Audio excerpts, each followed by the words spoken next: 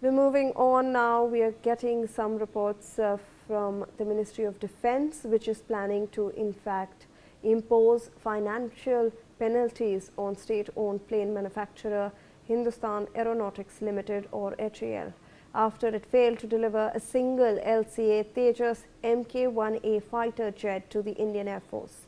The delay has now stretched well over 2 years past the original deadline. In 2021, the Defence Ministry signed an agreement with HAL to supply 83 LCA Tejas Mk1A aircraft comprising 73 fighters and 10 trainers to the IAF at a cost of around 45,696 crore rupees. The deliveries were reportedly scheduled to begin in February 2024.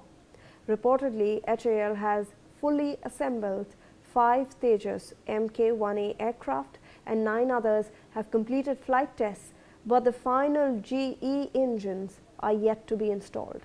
As per the deal, HAL was expected to deliver approximately 8 aircraft per year to the IAF.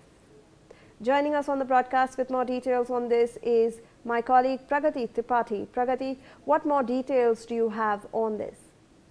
Yes, Shivani, HAL is likely to face penalization for failing to meet the delivery timelines committed under the Tejas Mk1A contracts. The delay has become a major concern as the Indian Air Force awaits the induction of new fighter aircraft to address its shrinking squadron strength. However, HAL has consistently maintained that the primary reason behind the delay has been the late supply of GE F404 engines from the US. In fact, the sources say 18 Tejas Mk1A airframes are already ready on the production line, but aircraft deliveries could not take place because engines were unavailable for final integration. There is now some relief for the program. 6 engines have reached HAL, allowing the company to begin aircraft integration and delivery. The Defence Ministry is also hopeful that HAL will be able to supply as many as 24 Tejas Mk1A fighters by the end of this year if engine deliveries continue as planned. There is also progress on the future Tejas Mk2 program. Technical negotiations between HAL and GE for the F414 engine deal have been completed till, while commercial negotiations are currently underway and could conclude within the next 3 to 4 months. What happens next will depend largely on the engine supply chain.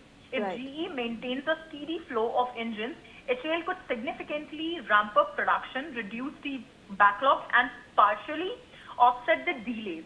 But despite the expected acceleration in deliveries, contractual penalties for missing the original timeline are still likely to remain on the table.